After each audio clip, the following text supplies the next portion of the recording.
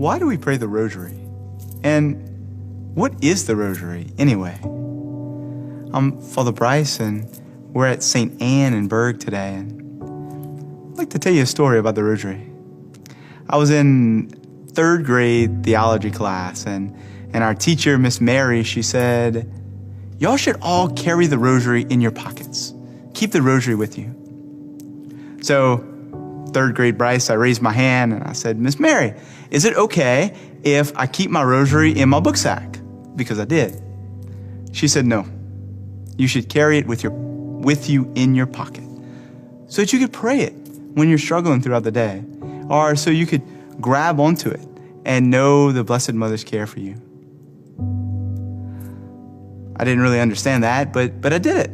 I took my rosary out of my book sack. I put it in my pocket.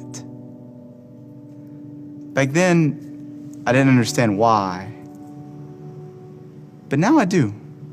And I'd like to share that with you today. Why do we pray the rosary? Because the rosary is the Bible on beads. Think about the mysteries. We start with the joyful mysteries, the mysteries surrounding Christmas. And the rosary takes us from when God became man at the Annunciation, through his birth on Christmas, into the finding in the temple. And then after we pray the joyful mysteries, we pray the luminous mysteries.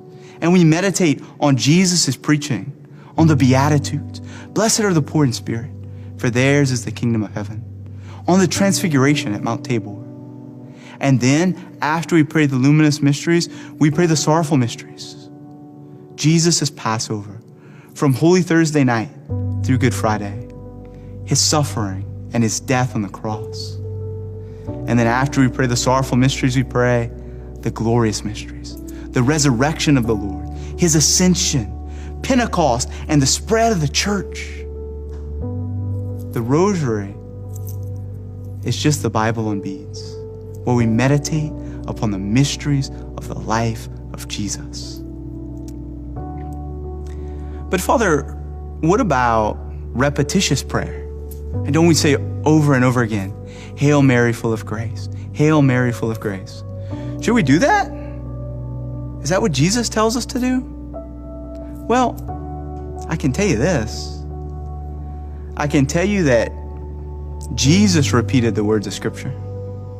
I can tell you that Jesus prayed the Psalms, and that Psalm 136 says, give praise to the Lord, for he is good, for his mercy endures forever.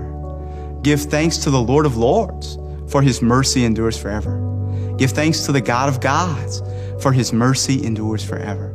And over again, Jesus prayed, his mercy endures forever. His mercy endures forever.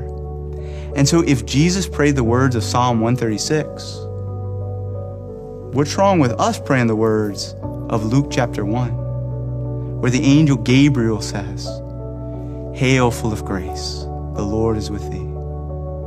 So we say over and over, Hail, full of grace, the Lord is with thee. But y'all, we've got to remember that the rosary is not a magic formula. The rosary is not something just to be recited. The rosary is something to be prayed, to be remembered, to be meditated on.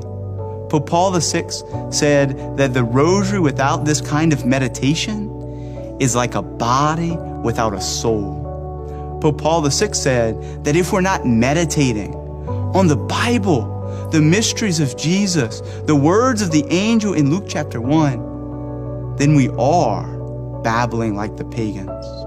Then we are going contrary to Jesus' teaching. So for years and years and years, a lot thanks to Miss Mary back in the third grade, I have prayed the rosary. Not always perfectly, but I've tried and meditated. So I just want to invite you today, not to just say the rosary, but to pray the rosary, to pray the Bible through the eyes of Mary with the saints. God bless you.